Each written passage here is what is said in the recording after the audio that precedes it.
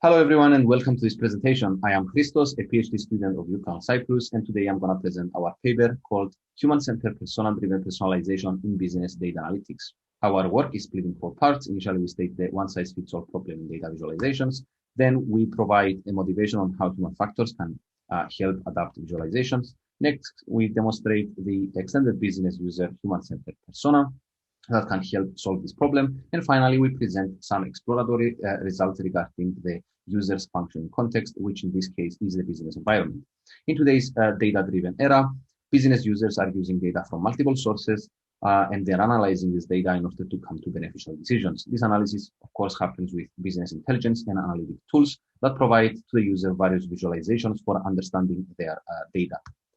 Now, the problem is that while those tools provide various data visualizations, some types of those visualizations are considered better than others for different types of tasks. And this, of course, is based on user preference. If we have now 10 users and we tell them perform some correlation analysis, some of them will use scatter plots and others will use line charts. And this is because we are all different. Now, the problem is that platforms are not taking into consideration the individual differences of the users, and they are instead following a one-size-fits-all approach when generating visualizations. They usually give a visualization to the user based solely on the data or the underlying task. Now, this is a problem because the user can easily get overloaded from the vast amount of information that they have to comprehend at the time. Now, we argue that the complexity of data visualizations, business objectives, and the large business datasets necessitate the inclusion of human intelligence for adaptation techniques that will facilitate the exploration process of the individual user. Now, our motivation comes from the fact that in various domains like educational and navigational contents and public-facing applications, human factors have shown different effects on visualizations. Unfortunately, though, this work has not been explored in the business domain. Now, a user persona in the business constitutes a fictional representation of a business role, a business analyst, for example, and usually contains characteristics or insights for end users that a product is designed for, like goals, demographics, wishes, and needs. Now, a persona represents multiple users of some type. In this paper, we propose an extended persona that acts as a core component of an adaptive data analytics platform. The persona brings the user in its center, and it extends the user facet with intrinsic values by focusing on theories of individual differences in information processing and domain expertise. Now, we are not providing an exhaustive theoretical model, but instead we are employing human factors and the business context together to facilitate a more comprehensive persona composition that will provide adaptive and personalized visualizations in the business context. Now, the context characteristics in our case, in our persona, are described by visualizations, tasks, and data. Now, the user facet aims to answer what is the user's context, role, needs, responsibilities, and which are the human factors that are significant when the user interacts with a data visualization. Initially, perceptual and cognitive processing characteristics, like cognitive styles, are relevant because they can impact the preference on the type of the content that the user is viewing. Cognitive processes, like working memory and speed of processing, that relate to performance, and personality, like need for cognition, that affects accuracy on search performance.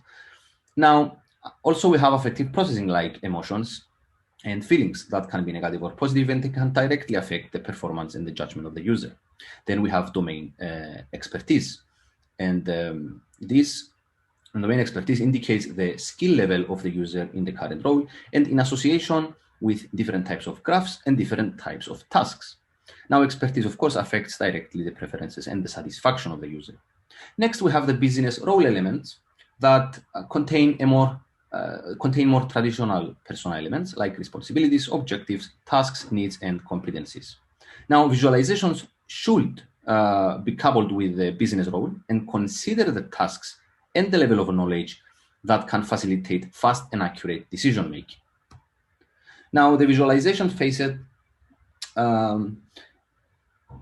with large amounts of data, we require novel and efficient and user-friendly data visualizations. Now, with visualizations, In this facet, we need to consider visualizations that have a recognizable impact of individual differences and at the same time are commonly used in the business sector. Now, once we identify those visualizations, we can annotate them with metadata that we can then use for filtering, for providing adaptations like alteration of content, navigational tools, and support or other assistive tools.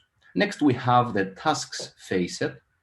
Tasks can be seen as role-based units of work that the user needs to execute for accomplishing a business goal. Now, tasks formulate the context of execution or the interaction environment for the user, depending on the user's role.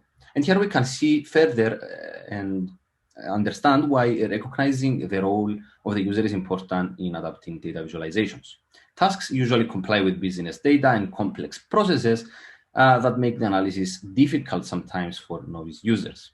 Next, we have the data facet. Now, in the data, there are a lot of challenges coming with it. For example, the extraction and integration of multiple data sets from multiple locations for seamless data exploration, or other issues like quality, uncertainty, and uncontrolled effects. Now, important considerations in the persona for this facet are semantic mapping among features so that integrated data analysis is possible and comparable through intuitive data visualization. We also need to consider the size of the data, the dynamic nature of data, types and acquisition methods of data, as well as the volume, velocity, variety, variability, varicity, and value. Now, when it comes to adapting data visualizations, of course, human factors are just a part of the equation. We also have the user's context, as we said before, and in this case, the context is the business environment. So we created this exploratory study to better understand it by asking users what are the common tasks they perform, what type of data visualizations and methods are used in these tasks, and what are their main challenges and needs.